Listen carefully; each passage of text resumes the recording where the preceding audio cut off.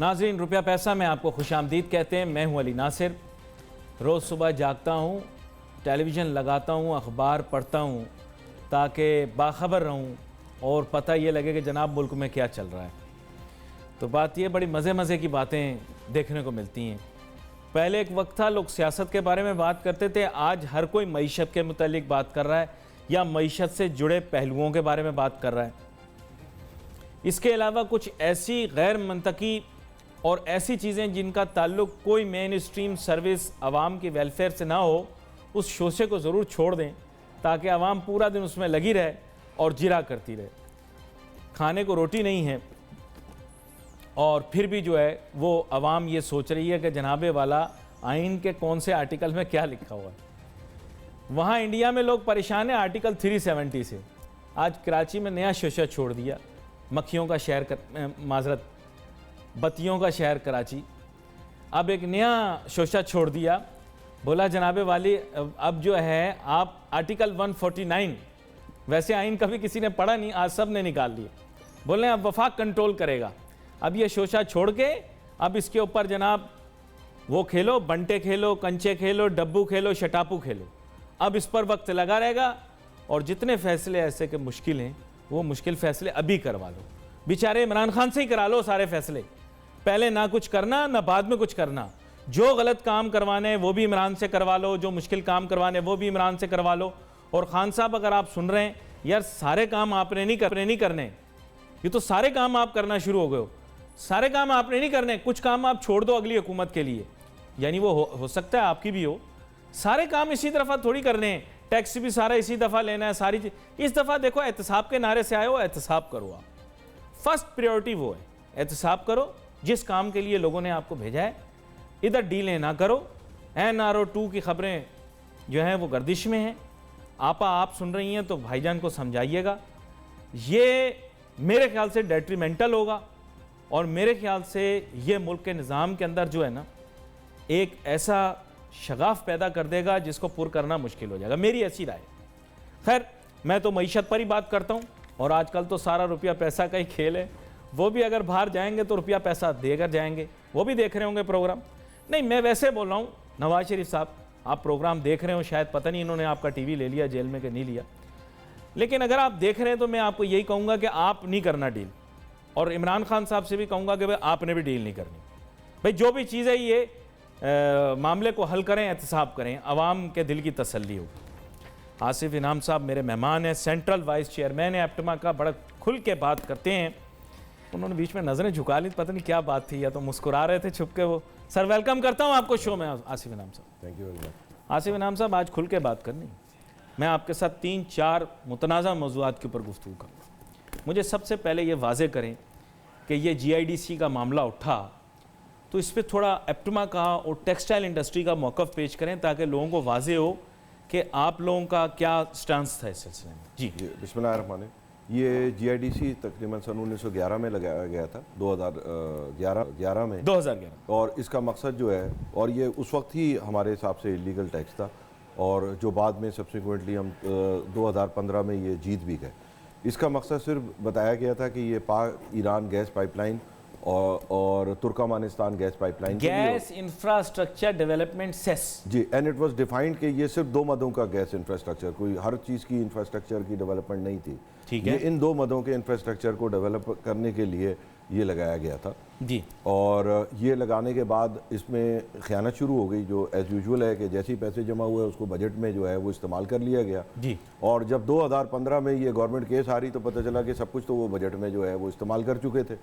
तो उसके बाद एक ऑर्डिनेंस लाया गया जिसमें न सिर्फ पुराने जो मतलब मिसयूज़ था पैसे का उसको कवर किया बैकडेट में, और नया उन्होंने कहा कि हमारी जो मर्ज़ी हम खर्च करें, उस पर हम गवर्नमेंट के अगेंस्ट जो है वो हमने स्टे ले लिया। ठीक है, आपको पहले इंडस्ट्री का पॉइंट ऑफ व्यू मैं बता दूं कि इंडस्ट्री खासतौर पे एक्सपोर्ट इंडस्ट्री जो टेक्सटाइल है, we have to compete globally.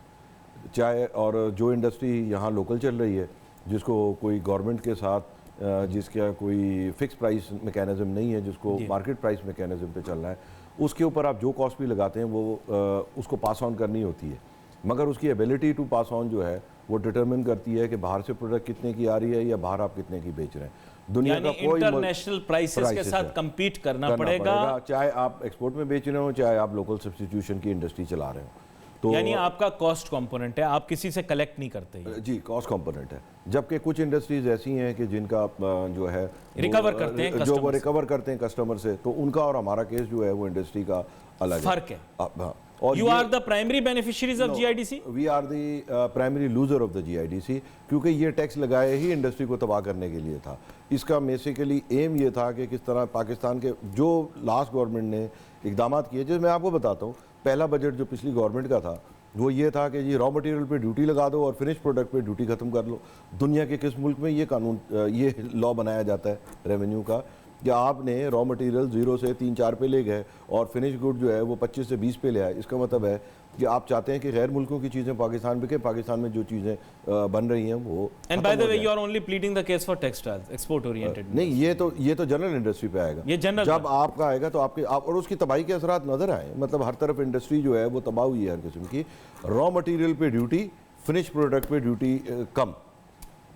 नहीं, तो पॉइंट टेकन, लेकिन जीआईडीसी का ये जो विड्रॉल हुआ है इसमें आप प्राइमरी नुकसान आपका हुआ है या क्या नुकसान हुआ है ना फायदा हुआ है? हम पे एक मतलब जो हमें हमारे हिसाब से हमें यादें भी नहीं देने। इंशाल्लाह हम कोर्ट में जाके लड़ेंगे और हम ये साबित करेंगे कि जी हमें ना हमारे कस्टमर ये आपने इनिशिएट नहीं करवाया था, ये जो जीआईडीसी के हाफ करने वाली चीज। देखिए, ये तो हर गवर्नमेंट में रहा है, हर गवर्नमेंट को ये पता है कि it's a burden on industry, लेकिन आपने अपने कस्टमर से कलेक्ट नहीं किया था। आपका केस इसलिए फर्क है कि आप ना तो फर्टिलाइजर सीएनजी की तरह, ये क्लियर कर देना। नहीं, बिल्कुल कई लोग हैं जो इनकी नाम आपका लेके भाई काम हो रहा है ना भाई, किसी का भी हो। असल ये है कि जिन लोगों को प्राइसिंग पावर गवर्नमेंट ने दी है उनका रेट गवर्नमेंट तयन करती है और उसमें जीआईडीसी को कंपोनेंट बना लेती है, वो पास ऑन कर लेते हैं। ठीक है, क्योंकि उनको उस हिसाब से मैनेज किया जाता है कि भाई आप ये दे दें। उन्होंने किया है नहीं किया वो जाने, उनका केस जाने।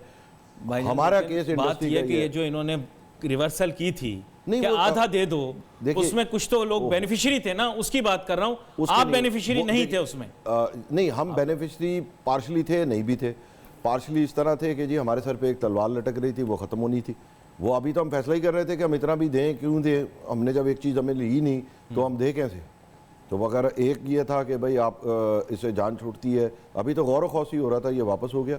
And this is the one thing जो इस गवर्नमेंट की बड़ी अच्छी है कि अगर कंट्रोवर्सी हुई उसने वापस कर दिया, लेट द कोर्ट डिसाइड। सही है ना? ठीक है, अच्छा किया ना ये अच्छा किया। मैं इसके बारे में बात करूं। देखिए, आप मुझे बताएं कि अब जैसे हमने एलएनजी खरीदी है कतर से, ठीक है, $9 की आज अनलोड हो रही है, $4 की जो है वो इंटरनेशनल में आज स्पॉट प्राइस है। हम उसको क्यों नहीं रिवर्स कर देते हैं? जिन्होंने सबसे सस्ती खरीदी वो कहें कि भाई रिवर्स कर दो। हमने उसकी सॉवरेन गारंटियाँ दे दी, हमने उसको लंदन ज्यूरिडिक्शन ऑफ कॉन्ट्रैक्ट किया। क्यों किया? पूछना चाहिए तो तब के वजीर आजम से पूछना चाहिए। एक बार आपने टीवी पे देखा है कि इस मत पे हुआ हो कि नहीं, उनका बेचारा वो पकड़ लिया भाई, धर लिया आपने इस चक्कर में भाई। इसमें नहीं है वो, अभी ये तो अलग है, अभी तक खुला नहीं है ये तो अभी इशू कहीं डिस्कशन में ही नहीं मैंने सुना कि जी हमारी $9 की एलएनजी जो हमारी क्लियर हो रही है। शायद खाकाना बासी साहब से भाई वो दूसरी चीज़ में, अभी तो एक चीज़ थोड़ी है। ये आप मुझे बताएं, मैंने आपको डाटा भेजा है 8 महीने का कि 8 महीने में हमने क्या दिया और इंटरनेशनल प्राइसेस क्या थी। अभी ये कहीं कोई टॉक शो देखा? मैं एक छोटी सी ब्रेक के बाद वापस आता हूं, फिर आपसे मालूमात करता हूं कि जनाब मार्केट प्राइस क्या है, अभी इंटरनेशनल ग्लोबल प्राइस क्या है और हम किस रेट पर खरीद रहे हैं। लेकिन वो बिरादराना ममालिक से खरीद रहे हैं, इसलिए कहीं ऐसे कोई नाराज़ नहीं हो। छोटी सी ब्रेक के बाद वापस आते हैं और अपनी गुफ्तगू जारी रखते हैं।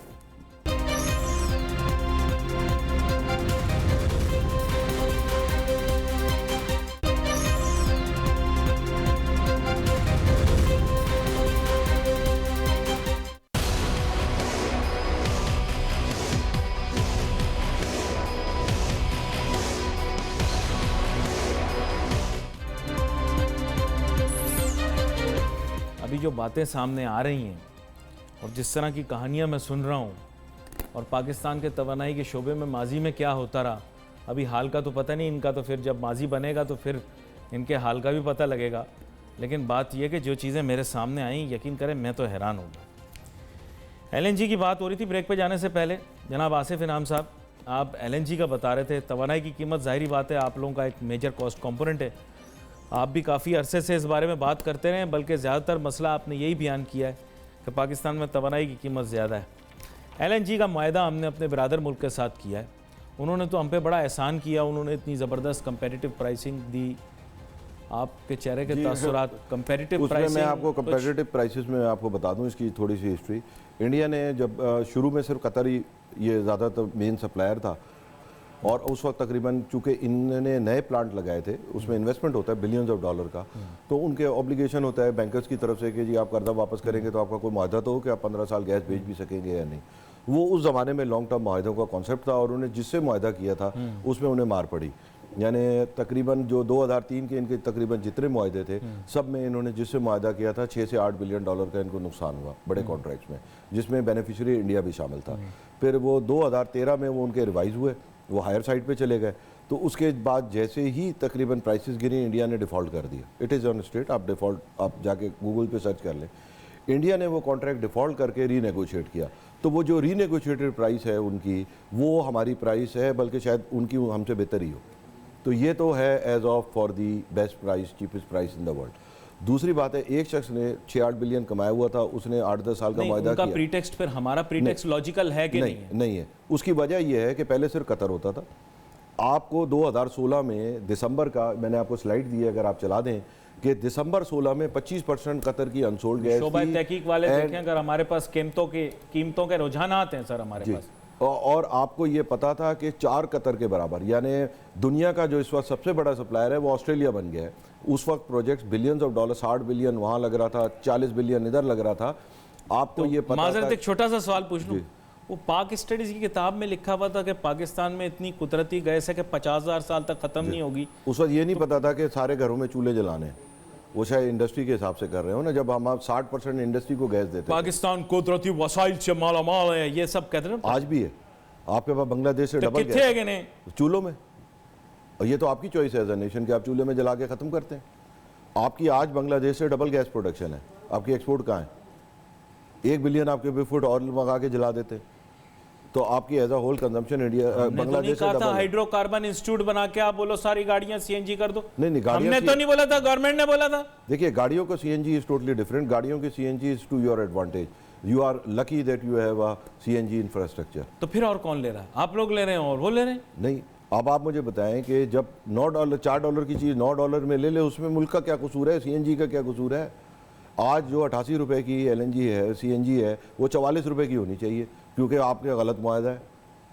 ये मुआहदे की वजह से, मुआहदे की वजह से। अब आप उस पर आ जाए ना, कोल का 8.5 पे या 10,000 या 12,000 मेगावाट साइन किया गया।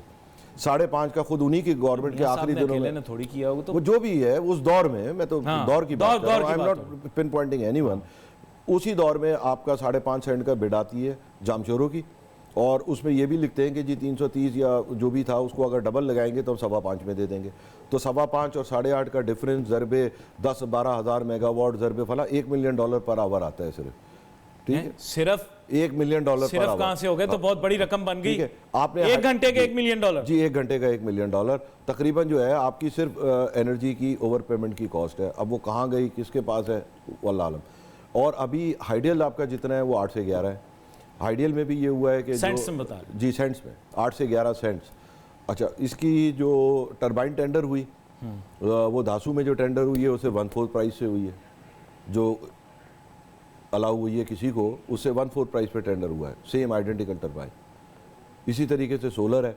सोलर हम कह रहे हैं ये कैसे हो सकता है? ये तो बहुत बड़ी एनोमली आपने बता दी सर, आप भी इंडस्ट्रियलिस्ट हैं। मैंने तो खुद, यानी आप कह रहे हैं रुपए की चीज 25 पैसे में ले ली, या 25 पैसे की चीज गवर्नमेंट रुपए की ले ली। वर्ल्ड बैंक के टेंडर ने मिल लिए, पाकिस्तान दासू में लिए, और वही चीज़ किसी और दरिया पे जो है वो 4 गुना महंगी लगाई जा रही है, जिसके ऊपर 16% रिटर्न और पता नहीं क्या क्या मिलेगा 30 साल तक। वो छोड़ देना। तो बिरादराना ममालिक के साथ ताल्लुकात खराब हो जाएंगे। आपका बात उसमें ब्रदर से कोई ताल्लुक नहीं है, वो भी बिरादर मुल्क ही है ना हमारा जी। इसमें कोई बिरादर नहीं है। आपको अपना घर खुद देख के चलना है ना। आपका भी जो टेंडर हुआ है वो आपके मुल्क में ही हुआ है ना, जामशोरो भी आपके मुल्क में ही है ना।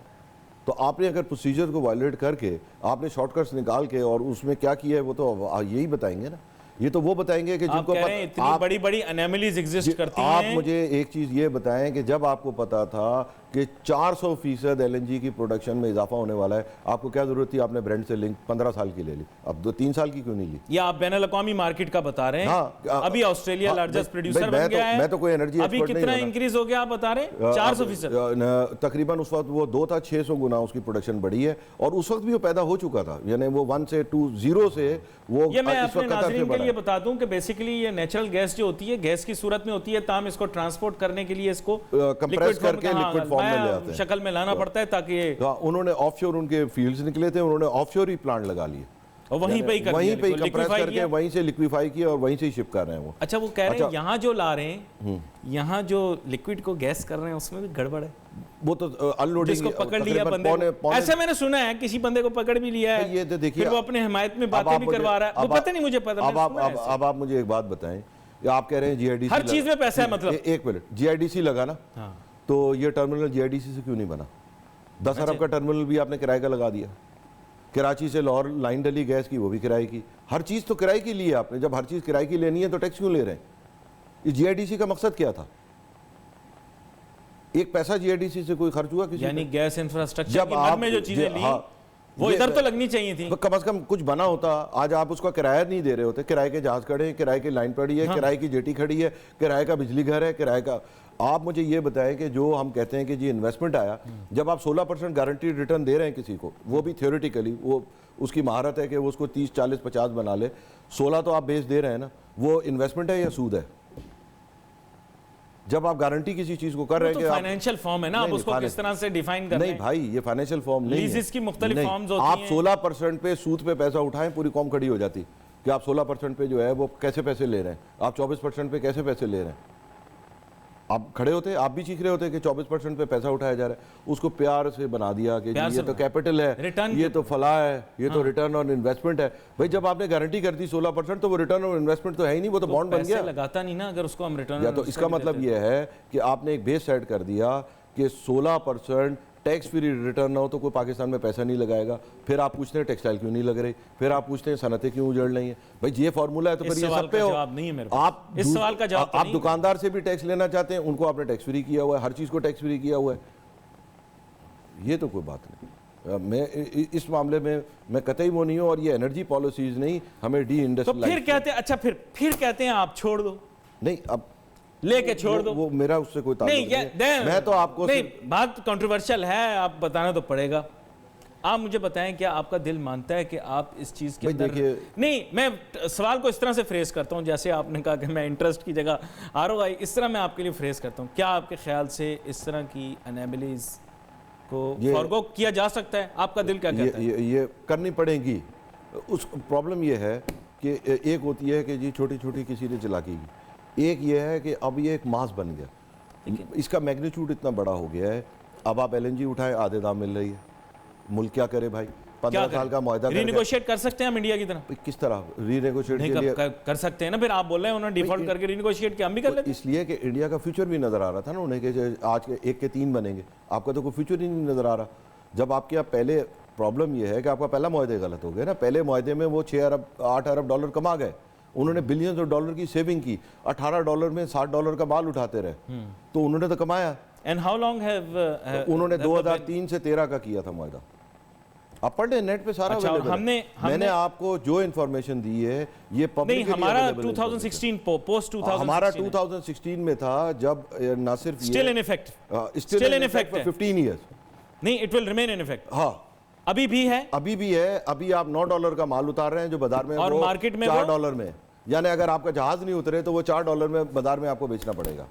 लेकिन उस टाइम तो ये मैकेनिज्म कह रहे थे हमने ऑयल प्राइसेस के साथ लिंक किया है, वही तो मैं पूछ रहा हूँ। जब आपको पता है एक चीज क्यों किया, मैं तो उन्होंने कहा 1/3 इंटरनेशनल रूल है। नहीं, कोई इंटरनेशनल रूल कुछ इसी तरह की बात है, आई डोंट नो 1/3 क्या था। मैंने आपको दिए ना, आप इस स्लाइड के नीचे चले जाएं, इसमें लिखा हुआ है कि पूरी दुनिया में अब लॉन्ग टर्म की जगह लोग शॉर्ट टर्म कॉन्ट्रैक्ट पे जा रहे हैं क्योंकि सारी सप्लाई है। ये oilprice.com में आप चल रहे हैं, आप अपने ऐप लोड करा दें। How could they have known that this would not work in their benefit? Could a layman could also tell? Layman को, जो मैं लेमैन ही हूँ ना, मैं एनर्जी में लेमैन हूँ भाई। और तब से आपने शोर किया था कि भाई ये गलत कर रहे हैं। ये मुआहदे से पहले इत्तेफाक से मेरी मुलाकात हुई थी, एंड आई पॉइंटेड आउट कि sir this will not work in long term. आप उन्होंने कहा था will do a very better good deal. नहीं वो तो ये देखें, ये तो कोर्स का जवाब है ना। मैं आपसे कितने महीने याद होगा आपको पूछता रहा कि आपने कॉन्ट्रैक्ट देखा, आपने कहा मैंने कॉन्ट्रैक्ट अभी तक देखा नहीं। अब आ गए ना सारा, वो अब तो डिटेल्स तो आ ही गई हैं। और डिटेल क्या, हम तो कॉन्ट्रैक्ट को नहीं देखे ना। आप नेपरा की साइट पे चले जाए, हर महीने का आपका एवरेज रेट निकल आता है कि जी इतने जहाज कोई 1 रुपए की गड़बड़ करता है तो उससे तो लोग जूते मारते हैं, कोई चोरी कर लेता है छोटी सी तो मोहल्ले वाले उसे पीटते हैं, और कोई एटीएम का कार्ड ले लेता है तो उसे मार देते हैं। मतलब अब आप ये देख लेना, सॉरी मेरा कोई हजम नहीं होती है बातें। अच्छा अब आप एक चीज ये मुझे you are talking on terms of millions of dollars if not billions billions not millions, billions, no billions, billions of dollars. हाँ billions, for a country that goes begging to IMF for paltry billion dollars. जहाँ मैंने कल इतना मैं हैरान रह गया कि 220 अरब सरकारी एंटरप्राइजेज जिसमें लाखों लोग रोजगार पे हैं, उनके ऊपर तो पुरैम देखे मैंने 25 इस आइटम पे, जिसमें एक अलोन इससे ज्यादा नुकसान है मुल्क को, इस पे एक पुरैम नहीं है। ये पहला पुरैम है मेरे ख्याल में जो आपका बंदा शरीफ था। हमने कहा भाई क्यों उसे बिला वजह इम्प्लीकेट करें, हो सकता है उसने गुड फेथ में किया हो, तो at least he should have a courtesy and say that I was wrong, I did wrong to the country, I am no, sorry. He's saying I was very good. He's saying I am the very best. Yeah, he's saying I am the very best. I saved money for the country. नहीं आपने नहीं सुनी क्या, उनका मौकफ नहीं सुना आपने? जब भी तो मुझे उन्होंने कहा कि I did it in good faith. Good faith में गलत भी हो जाएगा ना। अगर आपने गुड फेथ में किया, at least have a courtesy to say I did wrong। हाँ ये गलत साबित हुआ नहीं, रॉन्ग नहीं उन्होंने बोला, रॉन्ग कहीं नहीं बोला उन्होंने, रॉन्ग में तो फंस जाते वो। नहीं रॉन्ग क्या बता, रॉन्ग तो बोला I did a good thing। तो अब क्या होगा, यानी चंद दिनों में $4 है जिसकी $2.25 उतरवाई है। आप मुझे बताएं कि आज टेक्सटाइल का हमें टैरिफ मिला है $6.5, उसके लिए लफ्ज़ यूज़ होता है सब्सिडाइज। $4 का माल मुझे 6.5 में दे के सब्सिडी कह रहे हैं। बच्चे किताबों में क्या पढ़ेंगे 10 साल बाद भी? बच्चे वही पढ़ेंगे जो पाक स्टडीज में पढ़ रहे हैं, सारा गलत। वो यही पढ़ेंगे ना कि टेक्सटाइल को सब्सिडी दी गई और टेक्सटाइल ने परफॉर्म नहीं किया। कोई ये नहीं बताएगा। हमारे जहन में ये है कि टेक्सटाइल वाले सारे मुल्क को खा गए, सारे फायदे इनको मिल रहे हैं, हमें कुछ भी नहीं मिल रहा। एग्जैक्टली। अभी जीआईडीसी में आपको पता है बाकी सब जाके छुप गए, इन्होंने कहा ये टेक्सटाइल वाले, इनका था सारा मसला। ये अभी आज आप कह रहे हैं आपका मसला ही नहीं था। आप $4 का हिसाब लगाए ना, $4 की गैस जो है आज 155 रुपए के डॉलर से 600 रुपए की पड़ती है। इसमें 10-15% लाइन लॉसेज और वो सब डाल दें, 780 रुपए की। इंडस्ट्री को 1080 प्लस जीआईडीसी, और बकौल किसी के जी टेक्सटाइल को 780 प्लस जीआईडीसी। तो मैं तो कंपैरेटिव आपने खा कौन है, आप कंपैरेटिव कैसे होंगे? अच्छा, और बेचारे मतलब यू कैन इमेजिन, और इसमें पौने मतलब आपके इंफ्रास्ट्रक्चर हर चीज़ किराए की है, आपके बिजली घर किराए के हैं, और वो भी 24-24 2% पर मंथ इंटरेस्ट के। What does इमरान से क्या कह सकते हैं उनको, मतलब अब आप Are they under the contracts that they made are they under sovereign guarantee that we have to honor them? देखिए वो कॉन्ट्रैक्ट जो डायरेक्टली इम्प्लीकेट हो जाते हैं, जिसमें करप्शन हुई है, वो वाइड होते हैं, वो कि दुनिया की किसी अदालत में चले जाएं, ठीक है, वो लंदन नहीं, वो दुनिया की और किसी अदालत में भी चले जाएं, वो उनका वाइड होता है। इंटेंट नहीं, आपको प्रूव करना पड़ेगा। अच्छा, अगर आपने प्रूव कर दिया तो फिर वो वाइड होंगे, फिर प्रूव करने के बाद फिर उसकी पेनल्टी भी फिर दूसरी भी साथ में होनी चाहिए। तो एक तरीका तो ये है, कहाँ से होगा? नहीं हो जाएगा, इतनी ब्लंट है ना, मतलब 5.5 का 8.5 है, मतलब आपने एक चीज़ 100% ज़्यादा खरीदी है, एक आपने चीज़ जो है वो 400 का डिफरेंस है, 4 आने की और 1 रुपए का, तो ये तो प्रूव इतने मुश्किल नहीं है, और सब ताज़ा काम है। कोई ऐसा नहीं है कि जी 20 साल पुराना है कि जी वो 20 साल पहले मुआहदा हुआ था, ये सब ताज़े मुआहदे हैं, अभी तो कितने तो इम्प्लीमेंट हो रहे हैं, तो इनमें तो मेरे ख्याल में कोई ऐसा मुश्किल नहीं होगा प्रूव करना। So you're saying that there is a possibility that Pakistan may emerge as the beneficiary after renegotiation? Pakistan actually अगर आप इसको रीफ्रेज कर लें कि अगर हम ये सब रीनेगोशिएट नहीं कर सके properly in line of international, तो we might be unfortunately submerging scenario में ही रहेंगे, हम डेवलपमेंट वगैरह भूल। हाँ, ये अगर हम कर जाते हैं तो मैं समझता हूँ कि इस वक्त इतनी पेंट अप डिमांड है, और जो गवर्नमेंट ने जो जितनी पॉलिसीज़ पिछली थी वो रीड्रेस की हैं in the form of duty structure फलाना, उससे आपको 10% ग्रोथ रेट, और स्पेशली जिसमें सबसे वाइब्रेंट इंडस्ट्रियल सेक्टर होगा वो मिलेगा। आपको वक्ती तकलीफ होगी, अब एक ग्रुप है वो बहुत बड़ा कॉन्ग्लोमरेट है, उसकी 10 चीज़ें, उसका एक IPP भी होगा, तो जब आप उसको उधर पकड़ेंगे तो उससे तकलीफ दूसरी जगह भी होगी, मगर वो वक्ती होगी, नीचे से बहुत लोग उठेंगे। आपका बहुत शुक्रिया आसिफ इनाम साहब, आपने तो मुझे बिल्कुल परेशान कर दिया। ये मामलात मैंने देखे, मैंने कहा छोटी छोटी चीज़ों के पीछे तो हम कितनी बातें करते हैं, अभी जो इन्होंने बताई हैं बातें, इसका तखमीने इतना ज़्यादा हैं। खैर, we wait for your messages on Facebook. यहाँ पे अली नासिर हमारी टीम को इजाज़त दीजिए। अल्लाह हाफ़िज़। हैं।